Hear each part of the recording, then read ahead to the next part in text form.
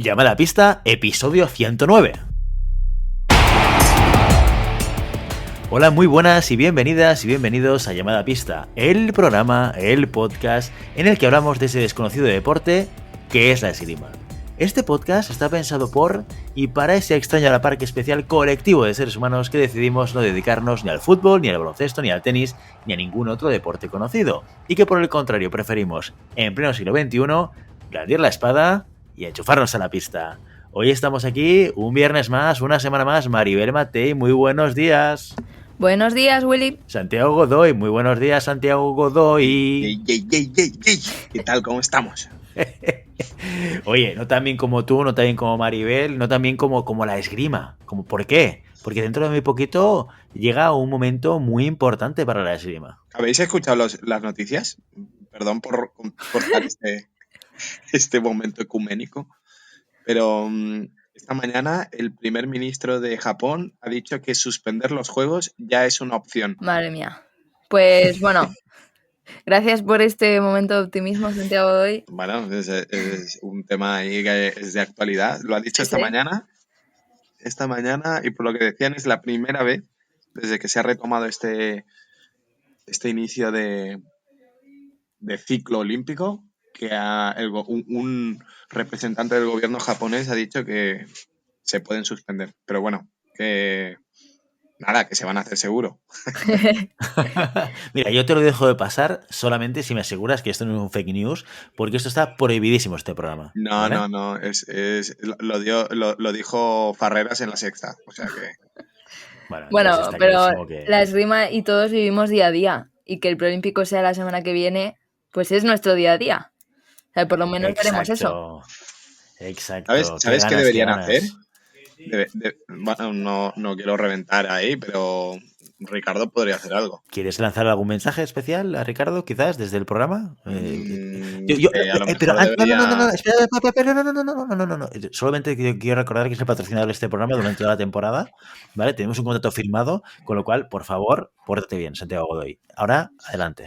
Iba a decir que con la entrada de los Juegos Olímpicos podría dar una bolsita de NEPS para que la gente se los tomara en el desayuno y así nadie cogería el COVID. Bueno, oye, es una opción. No sé si es mejor desayunar metal que coger el COVID. Esto ya no soy médico, Bueno, entonces no soy capaz de evaluarlo, pero queda apuntado, Santi. Con todos mis respetos, hay gente que desangra pollos por menos, o sea que mal no te hará. Está clarísimo.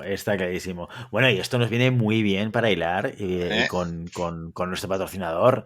Ya lo hemos dicho, una semana más, una temporada completa que hemos acordado con los NEPs, con Ricardo Alveras, para patrocinar nuestro programa, Llamada a Pista, el que dicen, según las últimas estadísticas que he podido comprobar antes de conectarnos, el podcast número 1 en el mundo de esgrima en castellano. Ahí lo dejo. Ahí yo ya no tengo nada más que decir. De hecho, después de esto nos podríamos retirar siendo los números 1, los number ones, la Golden Medal of the World y dejar huella en el podcasting internacional. ¿Qué os parece? Yo es que no estoy a favor de retirarse en el momento más álgido. Hay que pudrirse en lo más último y luego ya dejarlo. Como las buenas estrellas del rock y los buenos actores de estos. Bueno, las buenas estrellas del rock mueren, ¿no? Mueren en lo más alto. También. Es otra opción, yo la dejo ahí abierta. Exacto. Yo por morir de enfermedad o de sobredosis. Por mis oyentes, yo voy a obviar el comentario porque sí que me tacháis.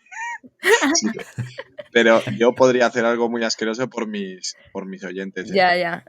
Bueno, muerte por sobredosis, por enfermedad o por hacer más directos de llamada a pista que me quitan un año de vida cada uno. Intenté explicárselo. ¿Lo he dicho alguna vez esto? No. Sí, se lo dijiste a Iñaki Bravo, creo que no se grabó, no. Pero creo que él se acordará seguro. Bueno, pues se lo intenté explicar a un sudafricano y el tío no me entendía. ¿Por qué vas a hacer eso tan asqueroso? Y yo, porque es una prueba de fe por otra gente. Yo también me lo Vale. pregunto y no soy sudafricana, ¿eh? O sea, no sé qué tiene que ver Y ser sudafricano para pensar yo eso. creo que hay gran parte de la audiencia de que no quiere seguir escuchando el tema. O sea, oye, podría ser que algunos dijesen, pero ¿qué es exactamente lo que ha hecho Santiago Godoy? Eso solo para mecenas. Y todo eso en el contenido premium, ¿no? El contenido de pago, el restringido. ¿Sí? Bueno, Donde sacamos las tripas de llamada a pista. Bueno, pues mira, quédatelo y en el contenido restringido, en el podcast que grabamos a posteriori, que solo es para mecenas, entonces esto lo explicas, ¿de acuerdo? como vosotros mandáis. Yo soy un mandado aquí. Exacto, y cómo te gusta, ¿eh? Cómo te gusta. Pero, Oye, pero, los NEPs, déjame acabar y hacer el pero, CTA, que esto es un must. Los NEPs, los tornillos que no te abandonan y que dejan la punta en su sitio, ¿dónde los puedes comprar? En fencingfan.com, que no sabes lo que es. Oye, perdóname, si no sabes lo que es, por favor, para un momento este audio. Tienes que pararlo, dale el stop. Perfecto, muy bien. No sé si le has dado al stop, porque entonces no me estarías escuchando, pero hay que darle al stop. ¿Por qué? Porque tienes que irte a la página web de fencingfan.com para descubrir estos tornillos que son mágicos y que te permiten conseguir que tu punta se quede durante toda la competición y no tengas ningún problema, que esto es muy importante a sabiendas de lo que cuesta hacer un tocado. Y no solamente es para espada, porque a veces pensamos en los NEPs como material de espada, también los floretes. Por eso hemos visto este cambio en Maribel, esta evolución en Maribel en llamada a pista. No tiene nada que ver con los programas que ha hecho con nosotros, con la evolución, no, tiene que ver con que de repente los NEPs han pasado al florete y esto la ha convertido, la ha transformado a Maribel Matei, no solamente como esgrimista, sino también como persona. Así que ahí lo dejo. Los NEPs transforman. Me han dado sabiduría absoluta. El otro día un chaval de mi club se saltó una punta y eso es porque no tienes NEPs. Así que ya se lo está comprando. Ahí está el tema. Bueno, oye, y de lo que no podemos dejar de hablar tampoco es de nuestros mecenas, ¿eh? Ese perfil de oyente que decide hacer algo más que ya nos gusta mucho, que es oírnos. Oye, que tener audiencia detrás es lo que siempre decimos, la gasolina que hace que todos los viernes acabemos publicando un podcast y llevemos 109 programas en esto de llamada a pista, pero hay unos oyentes que deciden además hacer algún tipo de aportación económica y ayudarnos y apoyar al podcast y a proyectos que podemos hacer alrededor de llamada a pista. Estos son los mecenas. ¿Qué hacen los mecenas? Una aportación económica de 5 euros al mes que nos ayuda a montar muchísimas más cosas. ¿Y qué se lleva un mecenas? Esto es muy importante porque al final dices, ¿pero qué me llevo yo si yo aporto ese mecenazgo a llamada a pista? ¿Qué se lleva la gente? Venga, son 3 cosas, uno cada cosa. La primera, envías un audio y te lo publicamos. La segunda, Maribel Matei, ¿qué es? La segunda es que te nombramos en el primer programa que eres mecenas. Exacto, muy bien. Santiago Godoy, ¿cuál es la tercera? que puedes escuchar la parte prohibida de llamada a pista. Esta creo que ya va haciendo el número 6, porque vamos añadiendo otras. Hay 3 que son básicas y luego hay otras que son como premium, que esa se es la van que digo yo. añadiendo. Esa es la que Esta me es la que dices interesa a mí. tú. La sexta. Perfecto. La sexta, exacto. Ya te veo venir. Alardear con tus colegas, esto es muy importante también. También. Y una cerveza en Madrid cuando Maribel Matei está en Madrid, porque a veces está en Madrid y a veces no está en Madrid. Y hasta aquí puedo leer. Grandísimo Y, oye, una hype cosa que has creado ahí, ¿no? ¿Has visto? Y una cosa muy importante que tenemos que decir hoy, porque hay que cumplir con las promesas. Esto no solamente se trata de decir qué te llevas, sino también a hacerlo. O sea, la gente tiene que ver que esto es verdad. ¿Y cómo lo hacemos? Oye, pues nombrando, ¿qué hemos dicho? ¿Que nombramos a los mecenas en el primer programa? Pues eso es lo que vamos a hacer. Tenemos nuevo mecenas en llamada a pista. Aplausos, por favor. Tenemos un nuevo mecenas. Además, un mecenas muy especial. Nuestro nuevo mecenas no es más ni menos que José Ignacio Linares, director de quironatur.com, centro especializado en masaje deportivo y osteopatía en Madrid. Oye, osteopatía. Mi mujer está metida en el tema de la osteopatía por el tema de la espalda y le va bastante bien. Ahí lo dejo. Está especializado en deportistas de alto rendimiento, sobre todo de esgrima, lucha, karate y gimnasia rítmica. Y también son clientes habituales futbolistas, bailarinas, profesionales, actores y nada más que decir. Quironatur, José Ignacio Linares, muchísimas gracias por este mecenazgo. Bienvenido a esta nueva esencia de ser oyente llamada a pista y nosotros encantados, ¿sí o no? Y tanto. Muchísimo. Yo cuando vaya a Madrid, con la cerveza de Maribel, me iré a Quironatur. Exacto. A lo mejor mi cerveza ya te quita los dolores. Entonces mejor No me da hacerlo al más. revés. Te vas a hacer un buen masaje deportivo, que esto a Santi yo creo que le A mí me le encanta. vendría muy bien. Y luego te echas una birrita con María de Matei. Ojo que igual no te la encuentras en Madrid y te la encuentras en cualquier otra geografía de España. Bueno, dicho esto, vamos con el contenido serio, el primer contenido serio de el episodio de hoy, que no son más ni menos que las noticias. La espada femenina hace historia con una plata en el Campeonato del Mundo Junior. Silver medal tonight goes to Spain. Claudia Arribas, Paula Zagasti, Dana Raposo, and Nicole Alexandru. Así escuchamos el pasado domingo cómo el equipo español M20 se subía al podio mundial. Dana Raposo, Paula Zugasti, Claudia Rivas y Nicole Alexandru completaron una competición casi perfecta, y eso que, a pesar de las grandes ausencias, no salían con el mejor número. Dieron la sorpresa en el tablón de 16 ganando al equipo estadounidense tercero del ranking internacional. Un último parcial de locura de Raposo contra Micaela Joyce llevó al cuarteto a 8, donde derrotaron a Colombia 45-40. En la semifinal, Egipto no le puso las cosas fáciles. Les costó 7 tiempos a las españolas despegarse en el marcador y poder acceder a la ansiada final. Allí poco pudieron hacer contra un gran equipo ruso número 1 de la clasificación. Esta medalla histórica de la espada cierra un torneo junior de ensueño. Un par de días antes, Arribas se quedaba a un asalto del podio individual y ese mismo domingo el equipo masculino se hacía con la sexta posición. Con estos resultados parece que el futuro de la espada es cada vez más brillante. Felicidades desde Mala Pista a las medallistas. Las grandes citas internacionales no paran. Se acerca el torneo preolímpico de Madrid y la Federación Española busca voluntarios. Lo han anunciado esta semana por redes sociales, aunque no han concretado las funciones que desempeñarán, sí han determinado los requisitos que deben cumplir: ser mayor de edad, esgrimista y tener disponibilidad entre el jueves 22 y el domingo 25. También se tendrá en cuenta que los voluntarios posean carnet de conducir.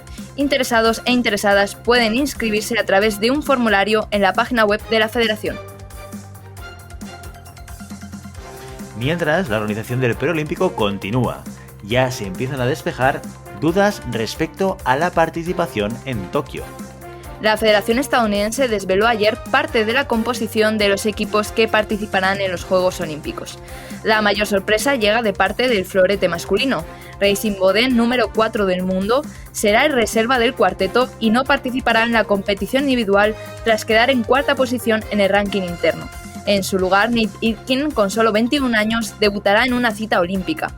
Los equipos de sable masculino, sable femenino y espada masculina aún no están completos a la espera de los resultados del tercer torneo nacional que se celebrará en mayo. Y hasta aquí las noticias de la semana.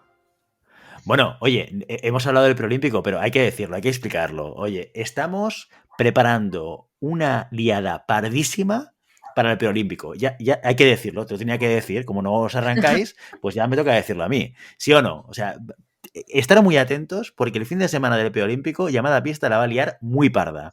Estamos organizando el proyecto más grande que hemos organizado hasta el día de hoy. Y aquí lo dejo. No sé si queréis aportar algo más, Santi y Maribel. Yo quiero aportar una cosa con los resultados del Mundial. Perdón. Joder, que me muero.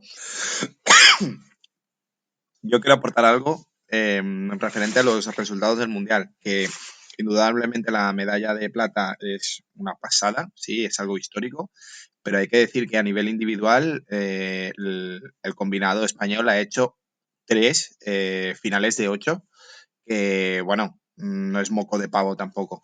En espada femenina, en cadete y en sable masculino también. Entonces, enhorabuena, porque no es solo la espada femenina que ha dado la campanada, sino también que en el resto de combinados ha habido buenos resultados individuales que hay que poner sobre la liza.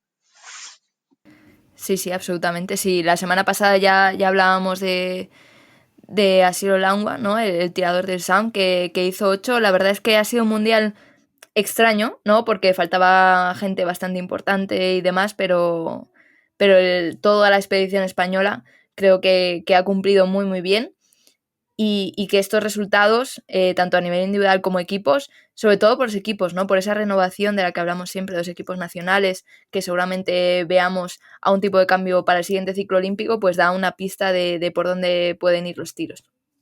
Estamos todos súper contentos por los resultados porque de alguna manera es lo que necesitamos, ¿no? Para poder construir a futuro y empezar a ver potenciales relevos de nuestros tiradores actuales. Esto es fundamental. Hemos hablado muchas veces en otras nacionalidades, ¿no? En el equipo ruso y cómo combinaciones de gente más joven puede ir entrando, o en Hungría, etcétera, etcétera. Oye, que esto también pase en los tiradores españoles, que nos permite ganar ese recorrido y no tener momentos de subida y de bajada a nivel de rendimiento deportivo. Así que todos súper contentos con los resultados que han ocurrido en estas competiciones. Muy bien. Bueno, así que no queréis hablar del preolímpico, ¿vale? O sea, a ver, ¿qué quieres que digamos? No puede... Esto me muy claro, oye, tú. Willy, hay que dejar ahí la sorpresilla, mi amor. Willy es el típico que te compra un regalo y te está preguntando todo el día, ¿te lo doy? ¿Te lo doy? ¿Te lo doy? Pues igual, hay que dejar un poco de emoción, ¿no? De que la gente se pregunte qué vamos a hacer. También es verdad que a lo mejor has puesto las expectativas altas. No, hombre, no. Yo estoy con Willy que va a ser la repanocha. Pero bueno, que es lo que hay que generar expectativa. Exacto, exacto. Así que quedaos con este mensaje. La vamos a liar muy parda este fin de semana el que viene con el preolímpico, así que estar muy atentos a las redes, os iremos explicando qué pasa, cuándo pasa, cómo pasa y esperemos que muchos de vosotros podáis participar y estar con nosotros. Y hasta aquí el apunte del preolímpico. El episodio de hoy. ¿Te imaginas? La vamos a liar tan parda que hoy nada, hoy fuera. Exacto. El episodio de hoy dura 15 minutos. No. Hoy tenemos contenido, como todos los días, como todos los viernes, como todas las semanas. Todos los días no, todas las semanas. Hoy tenemos un contenido también de la mano del maestro Santiago Godoy. Santiago Godoy, ¿de qué vamos a hablar hoy? Mira, siempre estamos hablando de el deportista como centro de toda la mejora, ¿no? Siempre sistemas de entreno para el deportista, cuánto tiene que saber el deportista, qué preparación tiene que tener el deportista. Y hoy vamos a cambiar de tercio y es hablar del otro punto de vista, ¿no? De qué pasa con el entrenador. ¿Qué papel tiene el entrenador como persona, ya no solo como formador, sino como elemento que se conjuga con el deportista para sacar su mayor resultado, ¿no? Y es todo el mundo ahora, siempre lo estamos diciendo, ahora hoy en día está habiendo un cambio de paradigma en todo lo que es el sistema de entreno, ¿no? El entrenador, el maestro, ¿no? Con mayúsculas, ya está desapareciendo y dando paso a lo que son los equipos multidisciplinares, que ya lo hemos comentado muchas veces. Pero ¿en qué situación deja esto al entrenador de esgrima, ¿no? ¿En qué situación deja la mejora o la coordinación con el tirador y cómo puede trabajar esta coordinación o esta comunicación para que se genere un binomio interesante y que genere un binomio sobre todo que permita la evolución tanto del tirador a resultados deportivos o mejoras deportivas y cómo ese mismo entrenador va mejorando su sistema de entreno, ¿no? Y su manera de entender la enseñanza y poder implementar nuevos elementos dentro de este entreno, de esta formación de sus deportistas. Me gustaría empezar con que yo, por ejemplo, tuve la oportunidad de entrenar con Bondi, que es un grandísimo entrenador de la antigua escuela, ¿no? Este sí que era el maestro con mayúsculas. Un maestro en el que para bien o para mal tenías que pasar por el aro. Un grandísimo maestro con unas grandes cualidades de conocimiento dentro de la esgrima, pero que quizás a priori o a primera impresión podía llegar a ser un poco déspota, ¿no? En este sentido, hablamos de un entrenador que se formó en la escuela soviética de los años 70, 60, 70, ¿no? El gran bloque comunista que estaba presente dentro del deporte. ¿Qué características podía tener este perfil? Era el perfil de yo mando, yo ordeno, ¿no? Lo tienes que hacer así. Y si no pasabas por el aro, eras un deportista que no servía, ¿no? Y esto yo, para bien o para mal, yo creo que también me ha servido mucho para saber aguantar hostias de la vida. Pero sí que es verdad, yo voy a contar mi experiencia personal con este entrenador y lo que me generó después, ¿no? A la hora de yo ser entrenador. Yo entré en el CAR con 15 años, ¿sí? En un grupo muy, muy cerrado, ¿no? Que eran grandes nombres como Marc Font, Jordi Font, Marius Alvarado. Eran elementos muy potentes a nivel esgrimístico y eran mayores que yo. Entonces, a priori, Bondi no quería que yo estuviera allí. Entonces, el primer año prácticamente ni me dirigió la palabra y su manera de echarme o de querer echarme era que yo no entrené con los chicos el primer año.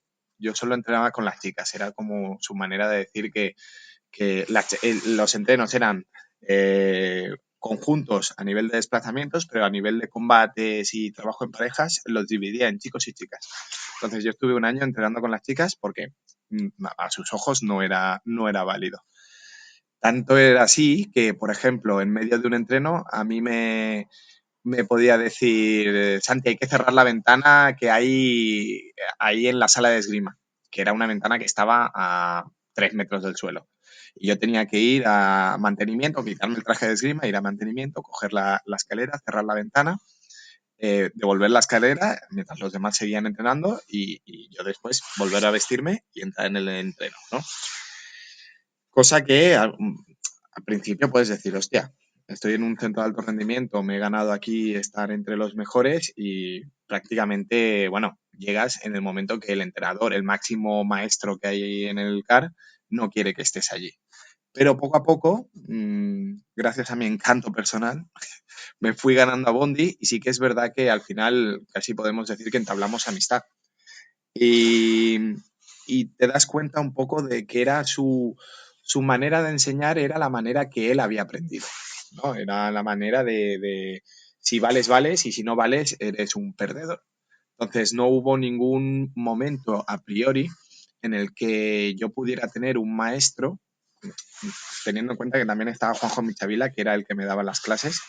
Entramos el mismo año, él como entrenador y yo como alumno. Pero era un elemento de, hostia, la máxima autoridad de esgrima del CAR no quiere que esté allí y era como un poco, yo me lo tomé, como ya sabéis, tengo más moral que el alcoyano y me lo tomé como un reto, ¿no? Pero eso después me hizo pensar en el hecho de, o sea, ¿qué hubiera pasado si hubiera tenido una persona desde el primer momento que me hubiera motivado y me hubiera guiado desde el primer momento y me hubiera aceptado, ¿no? Y es un poco el hecho de qué figura tiene el entrenador desde el punto de vista del tirador, ¿no? ¿Cómo puedo yo comunicarme con mi alumno para conseguir sacarle el máximo rendimiento? Y todo esto viene también a raíz de, no sé si habéis visto el documental de Ana Marín, que está en Amazon Prime y os lo recomiendo porque es una pasada. Carolina Marín. Eso es, Mira. Carolina Marín. Ana Marín es una chica que estudiaba conmigo, imagínate. Y es sobre todo se centra en ella, pero hay algo muy interesante en ese documental que hay una pequeña parte, le dedican una pequeña parte a su entrenador y a cómo es la relación que tiene su entrenador con ella, ¿no? Y es un poco así de también un poco déspota, ¿no? El entrenador le exige a ella más de lo que ella puede exigirse, ¿no? Es como lo tienes que hacer porque lo digo yo, porque si no serás mediocre. llega un punto a decir que eso de si haces cosas mediocres, te convertirás en una persona mediocre y tú tienes que ser una persona excepcional. Entonces, en este momento te das cuenta de, ostras, qué importante es, sobre todo en el deporte de competición, tener una persona o ser una persona referente para tu alumno, porque eso de ganarse el respeto a través del miedo, como podía pasar antiguamente, ¿no? Yo he de reconocer que llegaba a la sala y tenía miedo de hacer clase con Bondi porque generaba un respeto que, que a veces ese respeto no era motivacional, sino que decías, hostia, no voy a cagarla para que no me suelte el broncote y aquí ya la hemos liado, ¿no? Entonces, en esta evolución, este cambio de paradigma, en el que el entrenador era un filtro que tenías que pasar, ahora se está dando que, por ejemplo, yo, que es en el que me centro, el entrenador es un adaptador. Es decir, yo me encuentro con muchos perfiles de tiradores y en este momento que me encuentro con muchos perfiles de tiradores, mi trabajo no es amoldearlos a mi imagen y semejanza y que pasen por mi filtro, sino intentar tener el mayor número de conocimientos que me permitan poder adaptarme de manera más óptima al alumno que tengo yo, ¿no? Bueno, al final siempre tendremos un alumno que es más rápido, un alumno que es más inteligente, un alumno que quizá tiene unas cualidades que a priori yo no puedo considerar importantes, pero que en un futuro a lo mejor es el punto definitorio para generar en él un campeón, ¿no? Y la esgrima tiene una característica, siempre lo hemos repetido muchas veces, y es que es un deporte a muy largo término. Es decir, los resultados deportivos cada vez menos por esta especialización y esta profesionalización del trabajo, pero sí que es verdad que para conseguir un tirador completo son muchos años, y aquí viene para muestra un botón, ¿no? No todos los tiradores que han hecho resultados a nivel junior han hecho los mismos resultados a nivel absoluto, ni todos los tiradores que están haciendo resultados a nivel absoluto han sido campeones en su etapa junior o cadete. Entonces sí que es verdad que ahora yo lo achaco a esto, también es básicamente percepción mía. Yo creo que la edad de los grandes tiradores que nos encontramos ahora es mucho menor porque el nivel de trabajo y el nivel de especialización que puede llegar a tener un entrenador y el nivel de adaptabilidad que puede llegar a tener este mismo entrenador hace que los resultados y que la mejora sea mucho más exponencial, ¿vale? Entonces, al final siempre tenemos que tener en cuenta que lo fácil, el camino fácil es el que este es mi libro, yo he venido aquí a hablar de mi libro y tú tienes que leer mi libro, ¿no? Es porque yo entiendo la esgrima de esta manera y te la voy a enseñar como yo lo entiendo. Pero sí que es verdad que hay un margen en el que yo escribo un libro, pero con un final abierto. Y ese final lo escribirá cada alumno, ¿sí? De su manera particular. Y yo tengo que ser capaz, o yo entiendo que tengo que ser capaz, de poder dejar este final abierto para que cada uno elija su final o el mejor final para cada persona. La dificultad de esto es que lo que he dicho antes, yo no puedo explicar una cosa si no la entiendo. Yo como entrenador no te puedo enseñar una sensación que no he vivido, no te puedo enseñar una distancia que no entiendo, no te puedo enseñar una acción que no he aprendido, ¿vale? Pero sí que es verdad que puedo, a través de mis conocimientos y a través de mis experiencias, puedo adaptarlas en según qué maneras para que ese tirador en particular pueda encontrar algo parecido y poder asociar esa idea que yo tengo eh, adaptada, ¿sí? O modificada para poder sacar algo nuevo con mis conocimientos y que yo no haya aprendido. Y en ese momento que lo aprende mi alumno, lo aprendo yo. Por lo tanto, mi abanico de percepciones y mi abanico de conocimientos se van ampliando con cada tirador que tengo. Siempre lo han dicho, a mí siempre me lo han dicho, no puedes descartar a nadie porque no sabes quién va a tocar de aquí 10 años.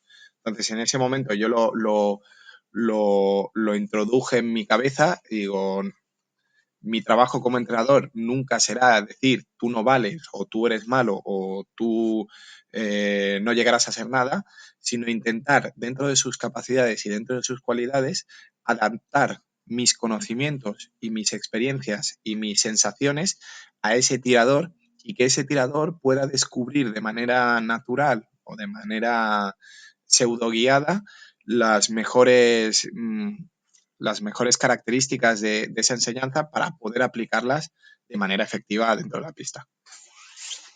Claro, es que tiene todo el sentido del mundo, porque al final lo que es una realidad es que al final nosotros como individuos entendemos y filtramos y analizamos el entorno de maneras diferentes. Entonces, aplicar un modelo metodológico de aprendizaje, ya sea en la esgrima o sea en cualquier otra disciplina, no es que lo juzgue como un error o como no un error, esto lo dejo al lado, no me preocupa tanto que sea un error o no, pero seguramente tiene un enfoque muy un enfoque en el cual metemos a la metodología en el centro, ¿no? O sea, yo tengo un sistema para enseñar esgrima, por ejemplo, y yo lo aplico, ¿vale? ¿Qué es lo que sucede? Lo que sucede es que no es que los mejores o los más aptos o los que tienen mejores aptitudes para ser esgrimistas pasando por esta metodología serán la mejor versión de sí mismos como esgrimistas, sino que lo que sucede es que aquellas personas que dentro de este método de aprendizaje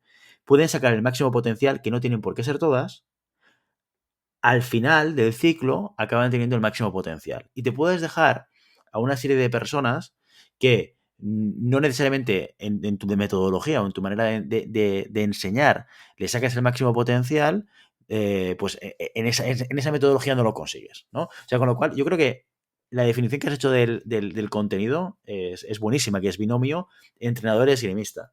Y en el ejemplo que tú ponías de Bondi, yo creo que venimos de una evolución radical y natural también, por otro lado, del concepto del aprendizaje en el mundo del deporte, ¿no? ¿Por qué? Porque al final cuando empiezas a estructurar cosas, y esto pasa en la esgrima y pasa en muchísimas otras disciplinas, a lo primero que te aferras es al método, a la metodología, al qué es lo que yo tengo que hacer, a cuál es el camino por el cual tengo que acompañar a alguien. ¿Por qué?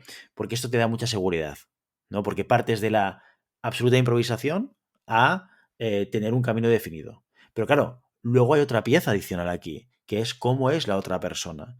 Y pasan cosas muy diferentes. Esta conversación que la tuve con Santi hace ya unos días o incluso unas semanas, yo le ponía un ejemplo muy claro. En mi caso, por ejemplo, mi proceso de aprendizaje pasa por la racionalización. Yo necesito entender el por qué hago las cosas para sentir la motivación para hacerlas. Entonces, a mí, un entrenador con un modelo de aprendizaje, con un modelo de enseñamiento en el cual, no lo has entendido, Willy. Tú tienes que hacer lo que yo te diga y punto. Porque cuando tú hagas lo que yo te diga, conseguirás el objetivo que estamos buscando. Claro, hay un desencaje, ¿no? Hay una rotura de la comunicación. Hay una no conexión entre el entrenador y el esgrimista. Porque a mí me rompes el propósito, ¿no? Claro, cuando yo me enfrento a una actividad que no comprendo, mi motivación intrínseca es infinitamente más baja. Con lo cual, oye, pues tú me lo has dicho misa, pero si yo no lo entiendo, pues en el día a día pierdo motivación, pierdo compromiso con la actividad. Ahora, si tú eres capaz de explicarme el por qué yo tengo que hacer esta serie de cosas, voy a conectar con el propósito, bueno, por lo menos esto es lo que me pasaba a mí, como esgrimista o como aficionado a la esgrima, y entonces me será más fácil en el día a día poder hacer las actividades que tengo que hacer, ¿no? Y esto como un ejemplo concreto, un ejemplo personal. Yo también te digo una cosa. Es curioso porque, por ejemplo, los entrenadores que siempre se han dedicado a la formación lo tienen súper interiorizado esto, ¿no? Porque al final, por un tema económico, ¿no? Cuantos más niños tenga, mayor será mi beneficio económico. Pero cada vez que tú te vas acercando a la competición o al alto rendimiento, se va girando, ¿no?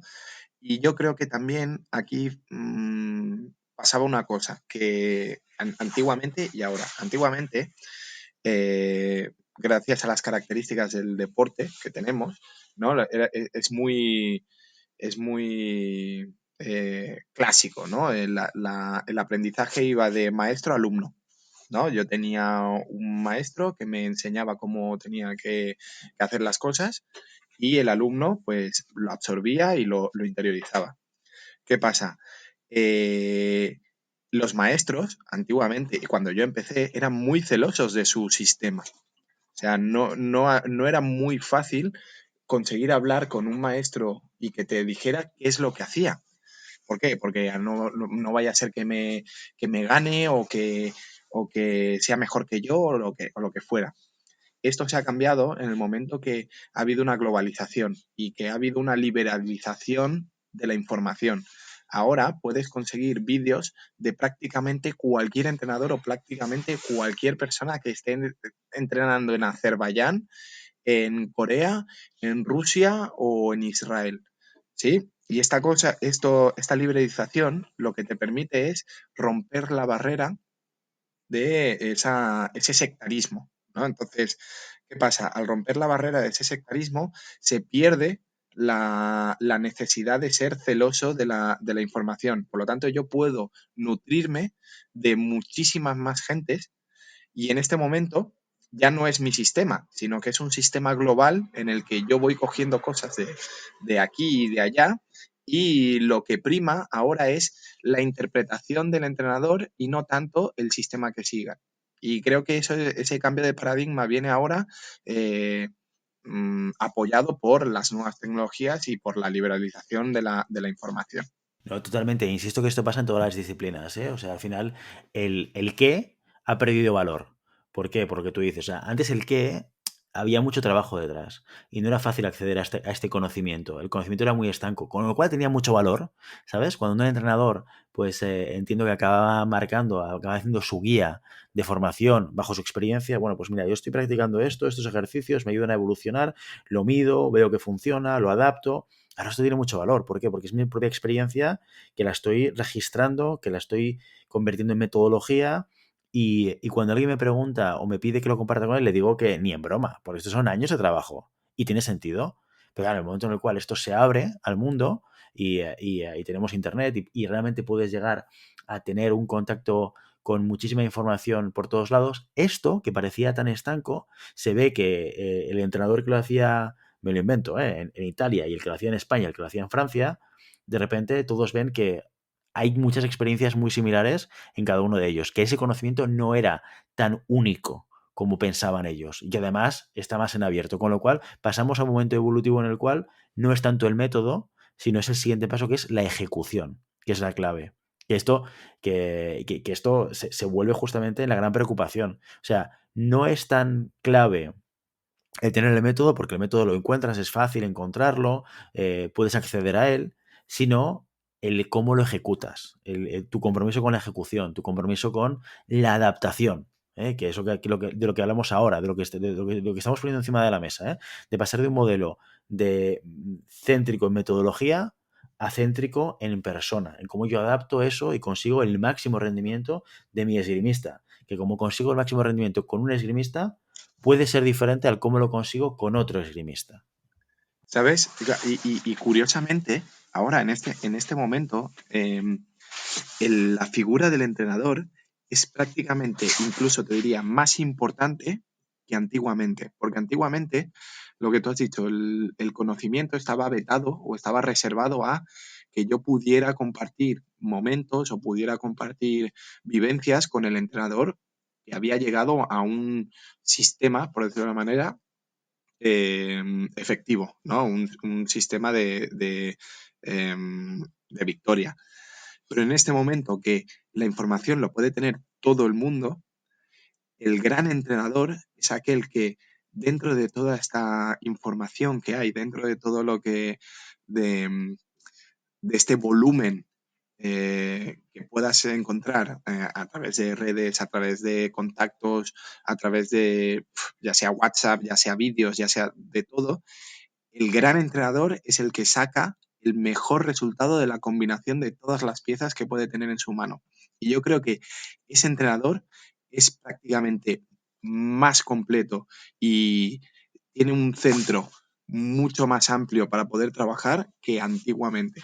Y yo creo que los grandes entrenadores de ahora son personas que, bueno, como son aquellas personas que dentro de la marea de información consiguen hacer un sistema perfecto, perfecto porque tienen todas las piezas para poder hacerlo. Sí, pero con un elemento muy importante, que esto no lo hemos hablado y que también supone un cambio radical en la evolución del aprendizaje y el entrenamiento, que son, esto sí que lo hemos hablado una vez, los equipos multidisciplinares. La esgrima, siempre hemos dicho, son 4 patas, ¿no? El físico, la parte psicológica, la parte técnica y la parte táctica. Un entrenador, director de orquesta, ¿vale? Es el que funciona. No tanto el hombre orquesta, que sería diferente, ¿no? El que lo hace todo. El que hace de psicólogo y el que hace de preparador físico y el que hace de etcétera, etcétera, ¿no? Y eso es lo que también te permite hacer el siguiente paso, que es centrarte en la persona y hacer modelos de aprendizaje y de entrenamiento adaptados a la situación de cada uno de los tiradores y a la capacidad de actuar y la capacidad potencial de cada uno de los tiradores. Entonces, esto también ha ayudado muchísimo a la profesionalización de profesiones en el mundo del deporte que no hace tanto, hace 50 o 60 años, un psicólogo en el mundo en el deporte no lo encontrabas. Un nutricionista no te lo encontrabas tampoco. Y luego hemos visto, evidentemente, el impacto altísimo que tiene contar con un equipo multidisciplinar para sacar el máximo de todos los deportistas. Indudablemente. Además, te permite, este equipo multidisciplinar te permite poder especializarte mucho más en tu sector. Entonces, aquella persona que tenía que diversificar sus energías en preparación física, en nutrición, en psicólogo, en tal, si yo solo me tengo que encargar de la parte técnico-táctica, ¿sí? A nivel de implicación, ya sea de tiempo o ya sea de atención, me hace que este tiempo sea mucho mejor invertido. Pero también es verdad que esto estamos hablando de alto rendimiento y tenemos que entender que seguimos siendo hombres orquesta en los clubes. Pero sí que es verdad que cada vez más se intenta dar pequeños inputs. Por ejemplo, yo en el club siempre intento tener el acompañamiento, aunque no sea diario, pero sí semanal o sí ya sea en la planificación de un preparador físico.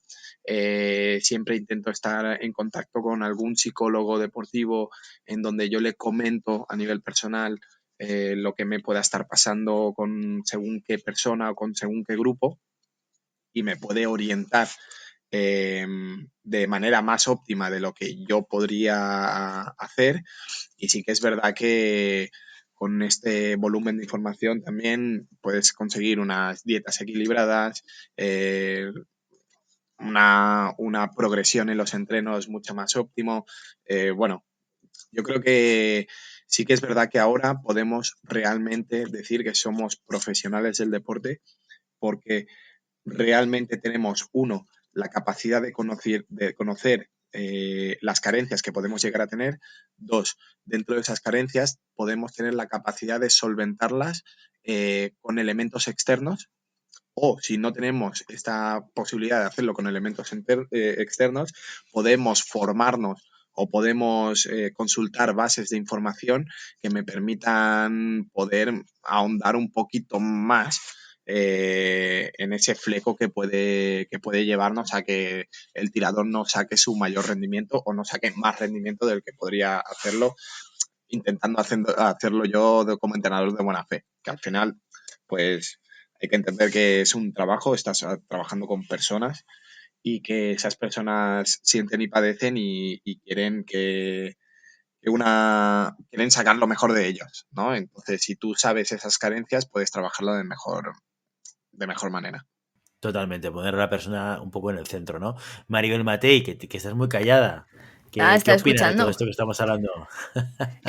Pues mientras estaba escuchando, pues estaba pensando en muchas cosas, ¿no? Primero, en que la verdad es que yo he tenido suerte de trabajar siempre con entrenadores que al final, a lo mejor, o que a lo largo del tiempo se han ido adaptando a lo que decís, a nuevas formas de aprendizaje, a darse cuenta de este cambio de paradigma que yo creo que lo que dice Willy, ¿no? Afecta a prácticamente todas las disciplinas. O sea, yo que estoy en época universitaria he tenido profesores que han preferido seguir un esquema antiguo, que no es solo algo del deporte, sí, y otros que han decidido pues buscar formas de sacar el óptimo de los alumnos, ¿no? Y yo creo que es la forma adecuada. De hecho, me acordaba de una profesora que nos hizo leer un texto, se llamaba El alumno emancipado, que decía un poco lo que dice Willy, ¿no? Y lo que decía Santi, de todos aprendemos a base de lo que ya conocemos. Entonces, explotar eso y ser capaces de generar un camino de aprendizaje más que unos conocimientos que yo digo que son así y que tienes que aprender y metértelos en la cabeza y si no, no vales, que en eso estaba, como decía Santi, estaba basado antes la esgrima, el deporte y cualquier conocimiento en general, porque si te topas con cualquier profesor de vieja escuela, te suelta su rollo y se va, las típicas clases magistrales, o las clases magistrales en todos ámbitos han dejado de tener sentido, porque ahora accedes a cualquier, como decía Santi, a cualquier información y la tienes. Tú puedes saber lo que es X cosa o X elemento técnico.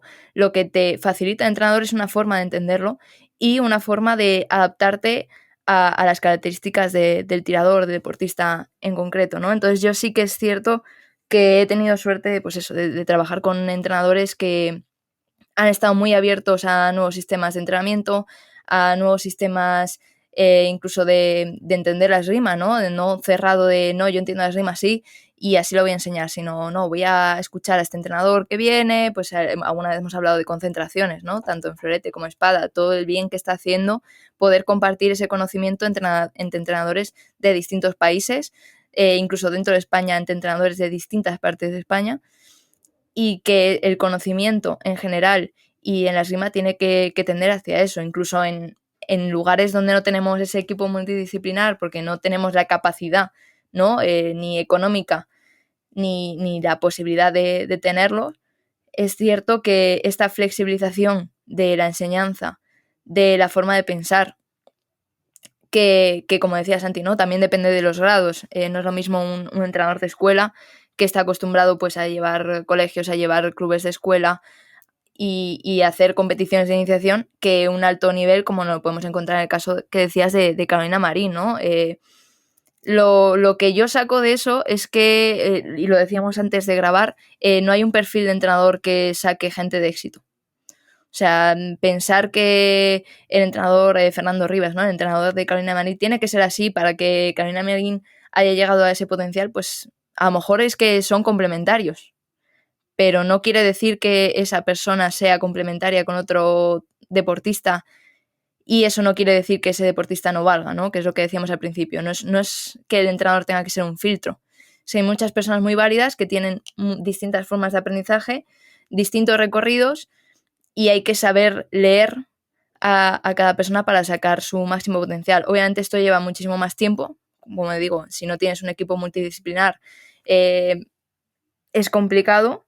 Es cierto que yo, por ejemplo, tuve la ocasión de trabajar con, bueno, de hecho es que es oyente y le tocó un sorteo una vez con Luis Miguel Pascual, que es educador infantil, que me echó una mano con dinámicas de grupo y demás, porque yo no estaba acostumbrada realmente a trabajar con niños y me sirvió muchísimo para aprender pues nuevas dinámicas, cómo leer, cómo se relacionan los niños entre sí, cómo potenciar esas relaciones interpersonales para que cada uno llegase a lo máximo y sobre todo que se diviertan, ¿no? Que es un poco la finalidad de las categorías que yo llevo como entrenadora. Y me pareció una experiencia muy interesante. O sea, realmente es cierto que los equipos multidisciplinares son una grandísima puerta que se abre y yo animo a la gente que pueda tener alguna ayuda externa a que lo haga porque se aprende muchísimo y sobre todo que se beneficia tu grupo, se beneficia personalmente cada uno porque te enseña otras formas de ver lo que ya estabas viendo pero no sabías gestionar, ¿no? Y estar abierto al aprendizaje que yo intento siempre estar, lo he aprendido de gente, es cierto, de entrenadores que también han estado. Mira, hay un proverbio árabe que a mí siempre me ha encantado. Es de mis padres he aprendido mucho, de mis maestros mucho más y de mis alumnos muchísimo más. Y es un poco, al final resume un poco esto, ¿no? De los alumnos lo que van a hacer es ponerte en tesituras y en situaciones desconocidas en las que tendrás que dar una solución y una solución efectiva. Entonces, tendrás que trabajar la adaptabilidad y eso lo que te permitirá a ti es ampliar tus horizontes y ampliar tu abanico de repertorios para poder conseguir llegar al mayor perfil de público que se te pueda presentar. Que la verdad es que tuvimos muchísima suerte de contar gente con perfiles muy distintos, que venían de distintas armas, incluso de rima histórica, ¿no? Y ahí, a pesar de que somos muy novatillos, pero pues esto yo lo enseño así, pues también con los entrenadores del curso, pues oye, pues esto yo lo hago así, pero es cierto que esto puede ser de otra forma, ¿no? Y ese precisamente, bueno, y también lo hablábamos alguna vez, con Santi lo he hablado y con mi entrenador también, de cuando empiezas a dar clase, entiendes, yo empecé a entender mucho mejor cosas que de tiradora no entendía. Y lo he dicho aquí, ¿no? Y esa capacidad de aprender, afianzar conocimientos, es lo que te permite luego tener pues esa adaptación de la que hablaba Santi, ¿no? De adaptar tus conocimientos a cómo lo pueden percibir esas personas. Y me parece realmente la mejor enseñanza que he tenido de la esgrima es empezar a dar clase y darme cuenta de cómo perciben unos pequeñajos lo que yo les estoy contando. Pues con el proverbio árabe, con la experiencia de Maribel Mate y con el spam del curso de entrenadores, nos despedimos hoy. Hasta aquí nuestro episodio de hoy. Como siempre, queremos invitaros a que os pongáis en contacto con nosotros, nos deis vuestra opinión y nos digáis si queréis que hablemos de algún tema concreto o si tenéis alguna pregunta. Lo podéis hacer a través de las redes sociales. Estamos en Facebook, estamos en Instagram, estamos en Telegram, en un grupo en el cual, oye, este debate se podría extender al grupo de Telegram. Así que si os apetece comentar cosas en ese grupo, no lo dudéis. Y lo podéis hacer también a través de la página web llamadapista.com/contacto. Y si el contenido de este podcast te gusta, no te olvides suscribirte, compartir este episodio en cualquier red social, darnos 5 estrellas en iTunes y comentar lo que quieras tanto en iVoox como en Spotify. Muchas gracias por todo, por tu tiempo, por tu atención y por tu interés en este maravilloso deporte que es la esgrima. Nos escuchamos la semana que viene. Hasta entonces. Adiós.